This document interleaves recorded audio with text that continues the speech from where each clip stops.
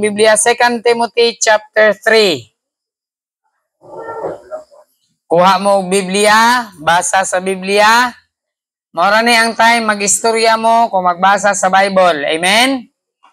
Aside na, wala na mag-istorya. Maminaw ta sa pulong sa Dios. 2 Timothy chapter 3. Kuhang yun ang tanan sa pagtindog, pagtahod sa pulong sa Dios. 2 Timothy chapter 3. Verses 14 to 17. Balikon ako, 2 Timothy chapter 3. Sugod ta og basa verse 14 hangtod verse number 17. Dungan, ready, verse 14, basa. But continue thou in the things which thou hast learned and hast been assured of, knowing of whom thou hast learned them, and that from a child thou hast known the holy scriptures, which are able to make thee wise unto salvation through faith which is in Christ Jesus. All scripture is given by inspiration of God, and is profitable for doctrine, for reproof, for correction, for instruction in righteousness. Verse 17, that the man of God may be perfect, truly furnished unto all good works. May God bless His holy word. Let's pray. O Dios, nga labing gamhanan, Ginoo, mapasalamaton kami niining adlaw nga Miyerkules, tunga-tunga nga adlaw sa semana, nga makasimba kami kanimo sa espiritu ug kamatuoran. Salamat o Dios sa mga Kristohanon nga niya karon nga gabion.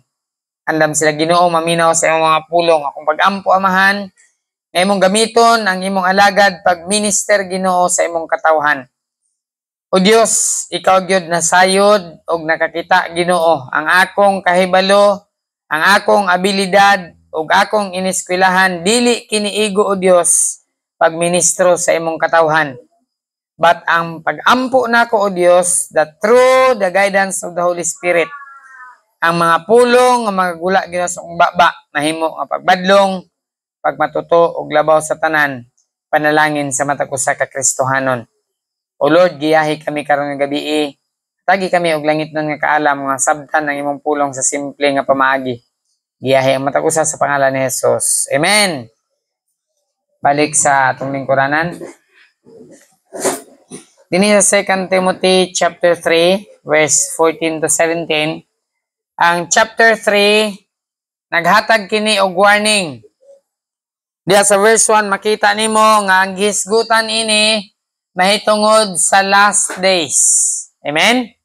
Sa maning last days, katapusan nga mga panahon, katapusan nga mga adlaw. O gani, ang Biblia nagahisgot dinhi nga sa katapusan nga mga adlaw sa verse 2, men shall be lovers of their own selves. Kabantay mo karon og kaniadto? Ang tao karon magsigirag atiman sa dagway. Amot lang kung nabantay niyo mga batanon karon. Kalainan sa batanon karon ug batanon sa una. Mga dalagingding karon ug dalagingding sa unang panahon. Lovers of their own selves. Sige, selfie. Saan niyo makuha ng selfie? Kabalo mo unsaray anang selfie? Para ra gyud na sa inyong kaugalingon. Ngita kag nindot nga post, nindot nga picture kay imong i-post imong profile. Kabalo mo unsa na? Perfect yun na sa lovers of their own selves. Maragwagi mo amen, ano ba? Lovers of their own selves. Kada simana, lahi ang profile pic. Kabalo mo, sana? Lovers of their own selves. Grabe si pastor, pati pa man na, apilon. Apilon, gina na to, kay ang pulong sa Diyos, gihatag ko din sa pagbadlong. Amen? Amot lang sa inyo ha, kung kapilan na mo nag-ili sa inyo ang profile pic. Kapilan mo mag-picture siguro sa isa kaadlaw. Ingon sa Biblia, lovers of their own selves, covetous. Grabe na to ka covetous. Bisag Kristohanon. covetous, mangibog. Unsay naa sa uban, gusto punta naa. Dapat malipay ta kung unsay naa nila. Dili kay mangibog ta kung unsay naa sa uban. Boasters, nana ni tanan. Proud, Pride Month. Oh, marcha.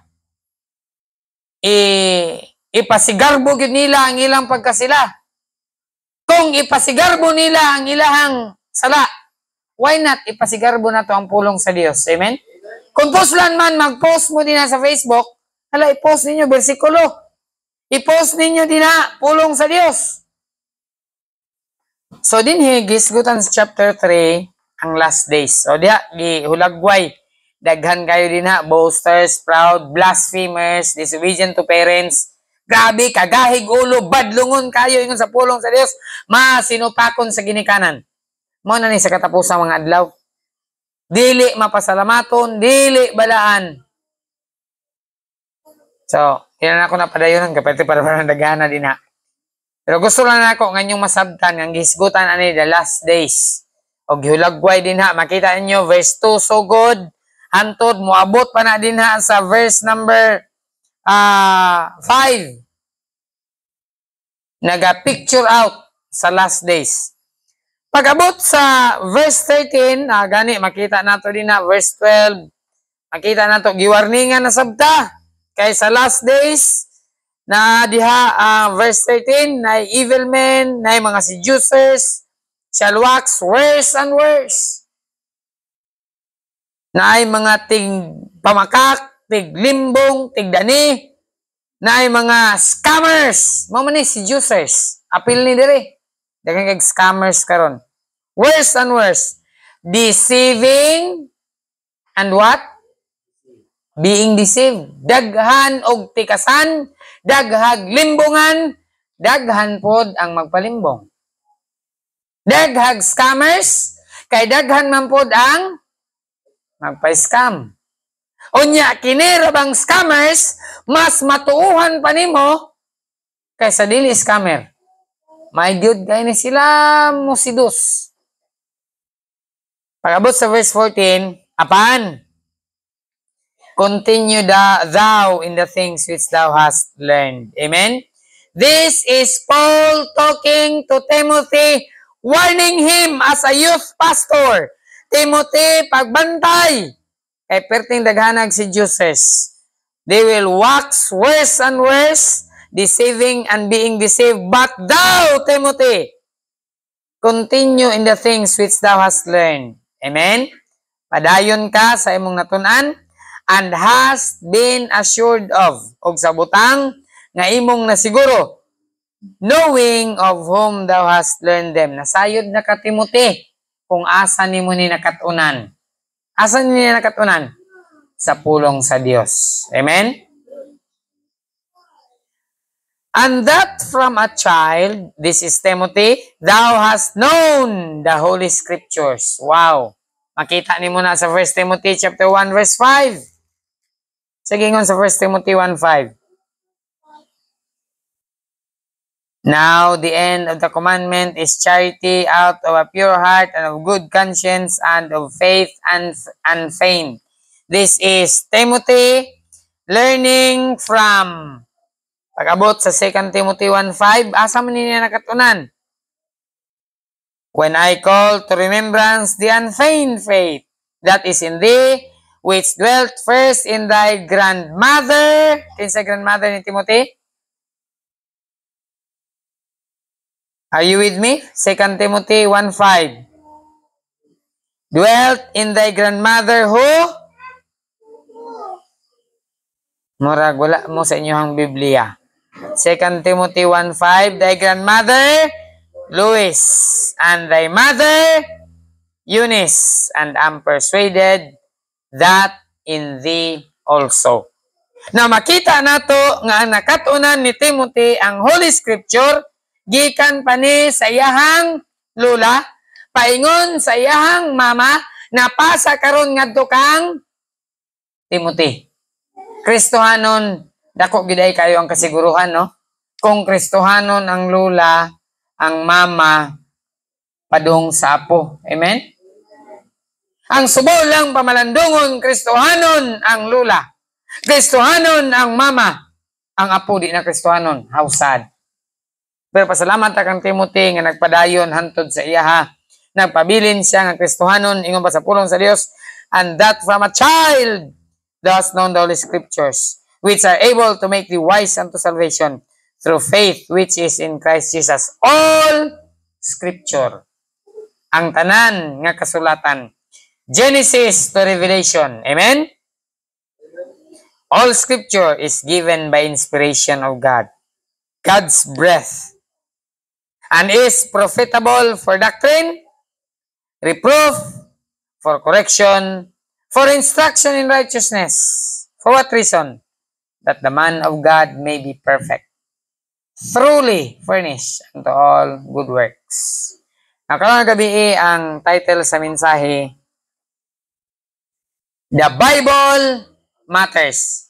Joy, ayaw siya dulai.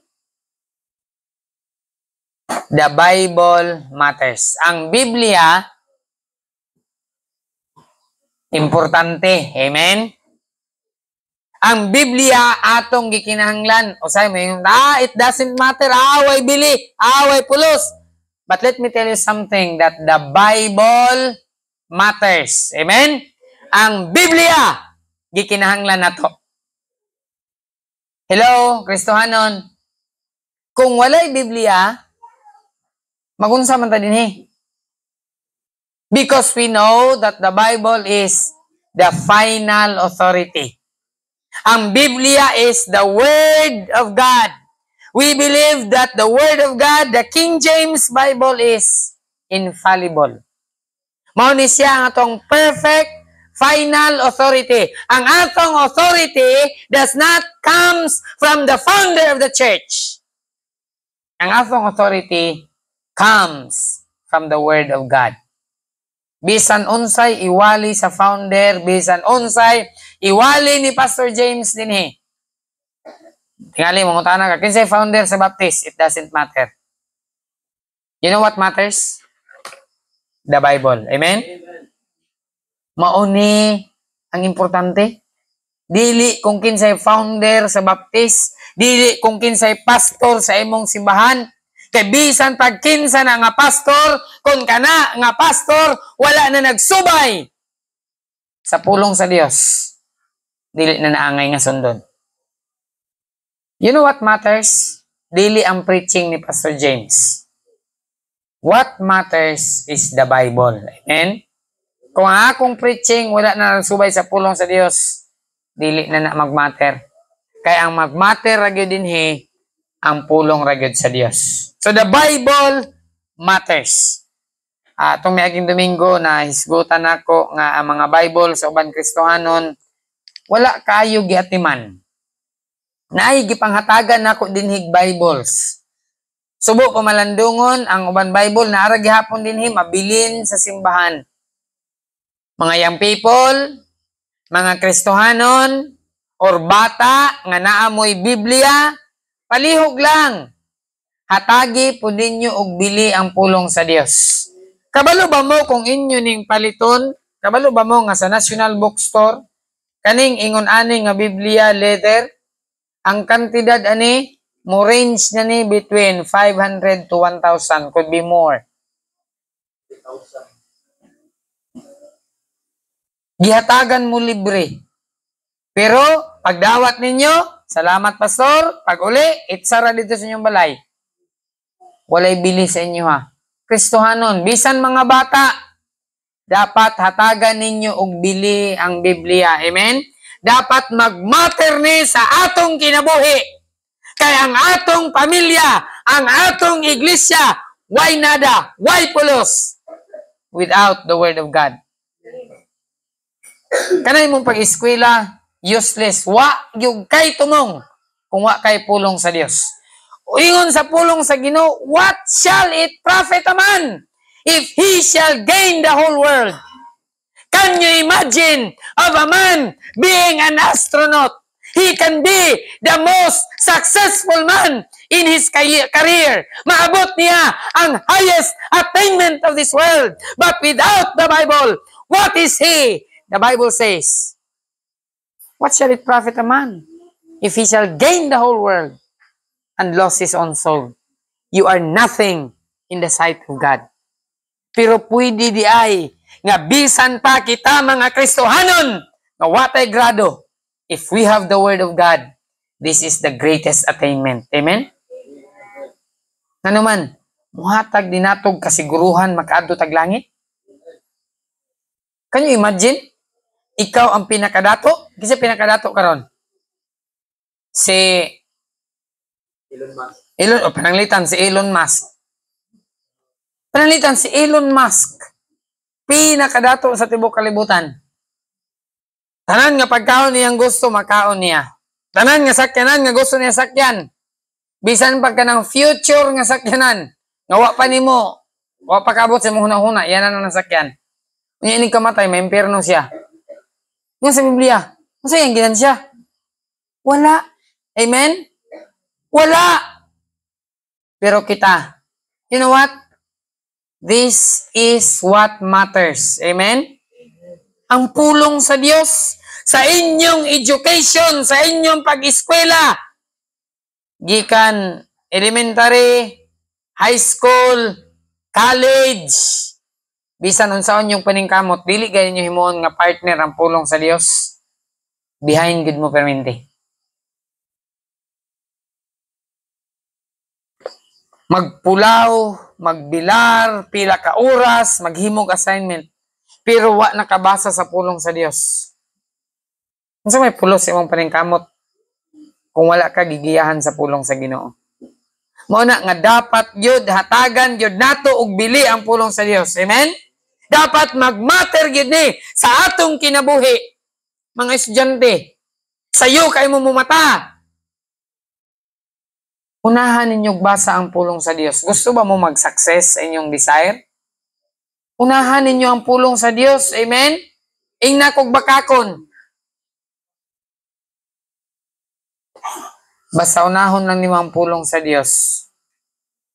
Ihatag yun niya ang desire sa imuhang kasing-kasing. Amen? Pero, testingin ninyo, trabaho mo. Sige, testingin yung panabaho.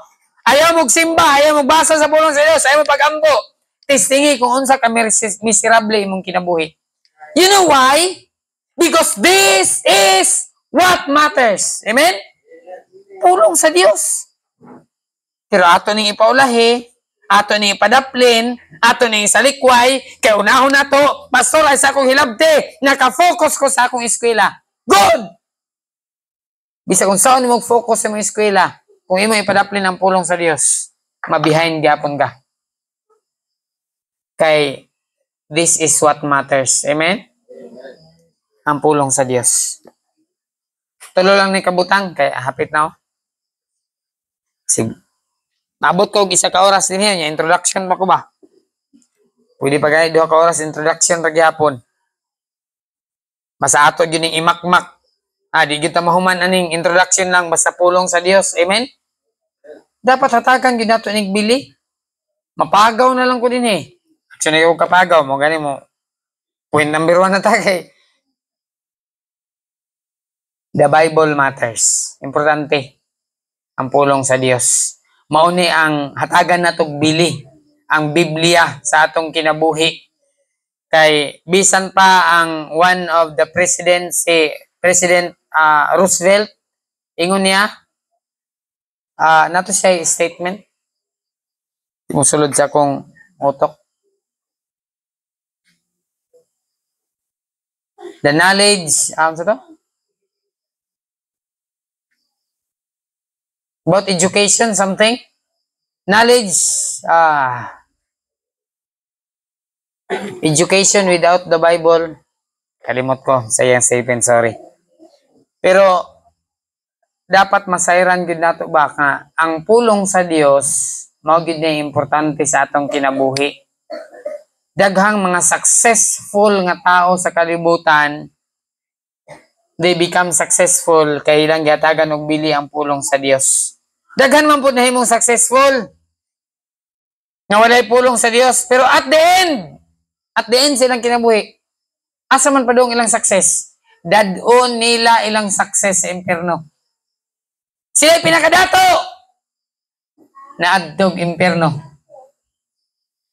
Bahala na lang pobrita basta makadtog langit. Amen? Ano na itulo ka butang?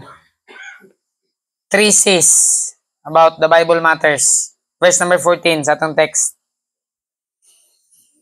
2 Timothy 3:14. But continue thou in the things which thou hast learned. Kristohanon, padayon ta, di ta muundang. Amen? Padayon ta sa atong natunan. Kaya nasayod ta nga atong natunan in sakto. Continue thou in the things which thou hast learned and hast been assured of. Sigurado ba ka ni pulong sa Dios? Kung di ka sigurado, siguruhan yun. I know what I believe and I am sure of what I believe. That when I die, I am going to heaven. I am going to heaven no matter what you say. Tingali ingnon ko sa pinakadato. Tingali ingnon ko sa pinaka-bright. Buwang si Pastor James. Nagtuo siya sa Biblia. Dili na mo affect sa akong faith. Dili na mo affect sa akong belief. Because I know for certain when I die, I'm going to heaven. Nabaka na ang kasiguruhan? Basin katawan ka sa inyong teacher sa eskwela na buwang ng estudyante. Mutuo kang Biblia. I hope dili na maka-affect sa imo ha. Because sigurado ka sa imong gituuhan. Amen? Ingon sa pulong sa Ginoo verse number 14. But continue thou in the things which thou hast learned and hast been assured of. Una, notice the phrase, assured of. Din sa verse number 14, the Bible matters. Why? It compels us. Unsa nang word nga compels? Nagadani. Ang pulong sa Dios nagaauhag kanato. Amen? Nganong mabago ta? Kay gidani, giauhag kita sa pulong sa Dios. Nganong naluwas ka? Tungod kay ang pulong sa Dios mao ang nagdani kanimo, dili si pastor. Kay kung si pastor pa nagdani kanimo, di ka gid maluwas. The Bible matters because it compels us. Ingon pa sa verse 14, thou hast been assured of. Diha, makita na to. It compels us to be well-founded. Nagadani, nagaauhag sa ato ang pulong sa Dios nga aduna tay maayo nga foundation. Amen? Kristohanon, mga ginikanan, ang pinakamaayo nga foundation ihatag sa inyong anak nga naa sila'y pulong sa Dios. Bisan pag mo-graduate ng inyong anak og kolehiyo without the Word of God, ka-weak sa foundation anang bataa. Pero kung naay pulong sa Dios, that's the best foundation. Amen? It compels us to be well-founded. In verse 15, it compels us to be wise. Unsa ingon na sa verse 15? And that from a child thou hast known the Holy Scriptures which are able to make thee what? To make thee wise. Kristohanon, ingon sa pulong sa Dios. From the child, thou hast known the Holy Scriptures. Gikan sa iyang pagkaanak, pagkagamayng bata, nasayran ang balaan nga kasulatan, nga makahimo kaniya nga maalamon ngadto sa kaluwasan. Kinsa ray makahimo nato nga maalamon ngadto sa kaluwasan? It is the Holy Scriptures. Amen? Kung walay Biblia, di gyud ta makabalo mahitungod sa kaluwasan. The Bible matters. It compels us to be well-founded. It compels us to be wise unto salvation. Without the Word of God, wa gyud tay kasiguruhan sa atong kinabuhi. Wa gyud tay kasiguruhan sa atong kaluwasan. Wa gyud tay kasiguruhan bisan sa atong pagtuo. Pero karon naatay kasiguruhan sa atong pagtuo. Naatay kasiguruhan sa atong padulngan. Langit na padulong. Why? Because we have the Word of God. Kristohanon, the Bible matters. Ano man, it compels us to be well-founded. It compels us to be wise. ikaduha. Verse number 16. Forward ta.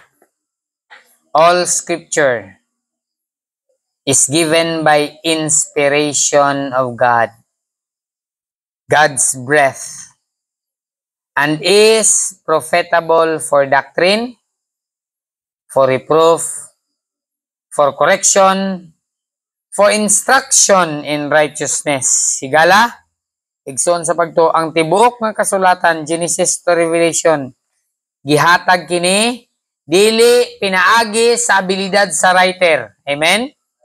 Because we know that James and John, the Bible says, are ignorant men and unlearned. Ignorante, why iniskwelahan? How come they wrote some of the books? Why? Because all scripture is given by inspiration of God. It is God inspiring them to write what they have wrote. It is God. Inspiration of God. So dinhi makita nato, the Bible matters, it construct us. Primero, it compels us. Kaduha, it construct us. Ano saan ang construct? Ang pulong sa Dios mao ni nagatukod nato. Amen? You are what you are today.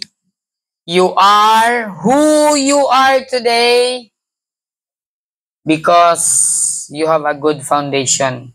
You have been founded and constructed by the Word of God. Dili kini kung unsa ka maayo nga tao, dili kini kung unsa ka maayog abilidad, na construct ang atong spiritual life, na construct bisan pa ang atong physical life by the Word of God. Parents, without the Word of God, tanawa ng mga way Ginoo, mga way wa nag-alagad sa Dios. Giun sa pag-construct ang kinabuhi silang mga anak. Cellphone, gikan buntag hantod gabi. Singhagan pang mama. Singhag, mangganig mama ning Kristohanon. Kabalo na gani sa kamaturan, musukol pag ganing inahan, na pag ganing pagka-rebuilde. Samot nagwalay pulong sa Dios. Ang pulong sa Dios naga-construct ni, amen? Gatukod ni sa ato. Unsa man ay construct ani? In our belief, doctrine and reproof. Doktrina, tukuron ang atong doktrina, pulong sa Dios, amen? Di ta maghimo-himo og doktrina nato, kay ang doktrina nato gikan sa pulong sa Dios. Sunod, in our behavior, for correction and instruction in righteousness.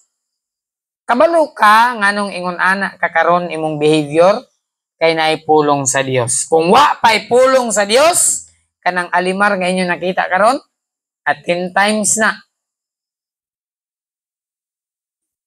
Pastor, ang akong anak, rebelde, manggini mo, sukol sa ako, mutubag-tubag. Kung wa'y pulong sa Dios, kanang iyang pagtubag-tubag karon, 10 times pa na. Pasalamat nag-construct sa pulong sa Dios. Amen? Mga anak, nga katubag-tubag sa ginikanan, one day, kana inyong pagtubag-tubag sa inyong ginikanan, mo 3 times pa ang inyong anak mo tubag-tubag kasi inyong gihimo karon. Sige ngon sa Biblia, unsa inyong gitanom, mao sabi inyong anihon. May tabo gid ni. Kana inyong pagkagahig ulo, pagka mo na mahimog inahan o gamahan, maani ra gid na ninyo. Muna nga pasalamat sa pulong sa Dios kay naga-construct ni sa atong kinabuhi. Amen? Sa atong belief, sa atong behavior, naga-construct ang pulong sa Dios. And lastly, verse number 17. That the man of God, kisa ning man of God din ang tao nga naay Kristo. Amen? Kasi mo yung pastor. Uy, dili ra pastor ang man of God. Uy, kung na kay Kristo, you are a man of God. Pero wa kay Kristo, adi yung ka tao sa Dios. that the man of God, of course, especially good ni, kay gi-address man ni kang Timothy sa pastor good ni, that the man of God may be perfect. But as long nga na kay Kristo sa imong kinabuhi, then you are a man of God. That the man of God may be perfect, truly furnished unto all good works. Katulo, it completes us. Ang pulong sa Dios, mura gini makahimo nato ang kumpleto. Amen? Ang imong pamilya, kung broken family ka, but the Word of God makes it complete. Amen?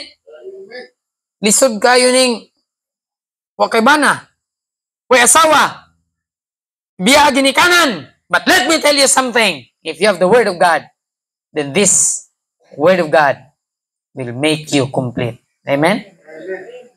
Bisan pagkumpleto ang imong pamilya, without the Word of God, then you are a broken family.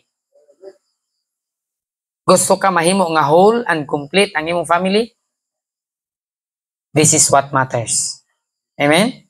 Pulong sa Dios. Atagan to bili ang pulong sa Dios. Ingon ani ka importante ang pulong sa Dios sa atong kinabuhi. It makes us complete. Dili gyud makumpleto ang imong education, dili mahimong kumpleto without the Word of God. Your knowledge will never be completed without the Word of God. Other books can give you information, but this book will give you transformation. Amen? Only the Bible that can gives you salvation. Without the Bible, wa gyud kay kaluwasan. So sa pagtuo, it completes us. Pagka nindot, unya imong ipadaplin, imong isalikoy, di nimo basahon, unsaon pagka-kumpleto sa imong kinabuhi, kung dili nimo pamalandungan kini adlaw ug gabi. Makakumpleto ni nato, murag naikawatan, no? Tingog ilang CCTV. It edifies us. Man of God may be perfect. Maka-edify, maka-ligon, makadasig ang pulong sa Dios. Amen? Ang uban mo yung grabe yung problema na ako, pastor, di ko mo simba na. Unsaon niyo pagka-edify? Saan yung pagkadasig? Saan yung pagka-challenge? Kung naa ka sa taliwala sa problema, come to church. Amen? Because the Word of God edifies. Ano na makahimo na itong kumpleto? It equips us, fully furnished. Maka-equip. Amen? Fully furnished unto all good works. Nothing else that matters aside from the Word of God. Money without the Word of God means nothing. Timan ninyo ni. Students, education without the Word of God means nothing. The Word of God, paminaw, without education is everything. Sa bago kay grado, sa nalang kay pulong sa Dios nagagiya, this is everything. Let me tell you, di ko maulaw ani. Grade 5 ra si Pastor James. Dinhirag yun ko sa pulong sa Dios nagkaton og English. Mao ginay tinuod. Nahasa na ako akong in English tungod sa pagbasa sa Biblia. Grade 5 ko ni eskwela kong Bible School. Graduate gyapon kong college, Bible College. 4 years ba ang Bible School? Bible College. Di gyud ko dawaton sa among pastor kay di pa ko qualified, di ko madawat. I was 16 years old. Nya kay sauna kay dili lagi mi og enroll, dili mi na kay eskwela, murag na grade 1 ko. 10 akong edad na grade 1. Murag 10 years old na siguro ko. But you know what? It is the Word of God. Gusto mo o good education? This is what you need. Tanan nga areas sa imong kinabuhi, mahimo nga better. Basta ang pulong sa Dios nasa imong kinabuhi. Bisan pagtanan nga degrees imong maangkon, Without the word of God, wag yung kay batasan.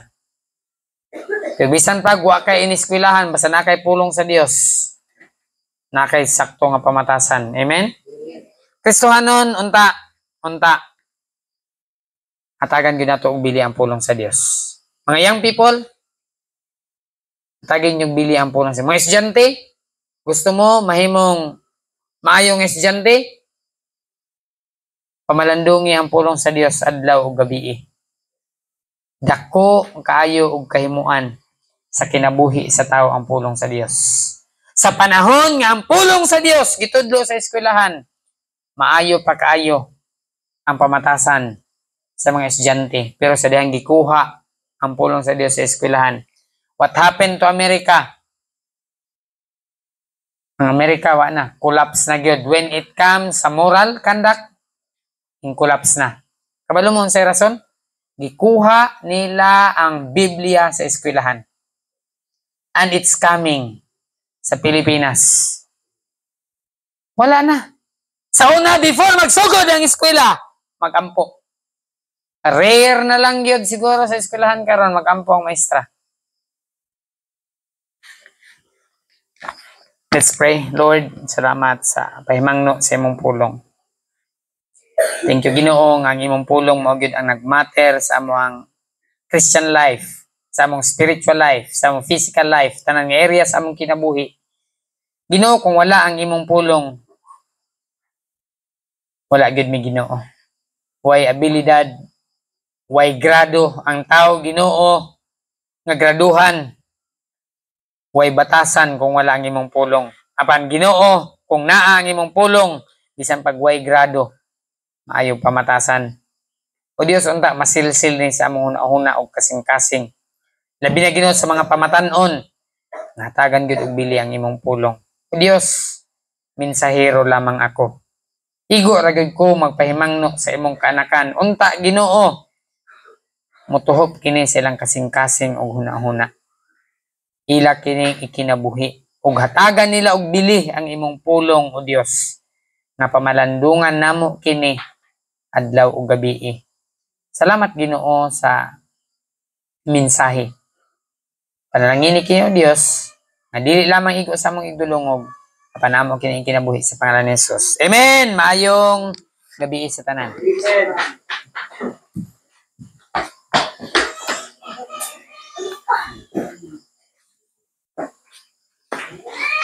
Kaya ako sigtingog ang CCTV dito, naday kawatan, no?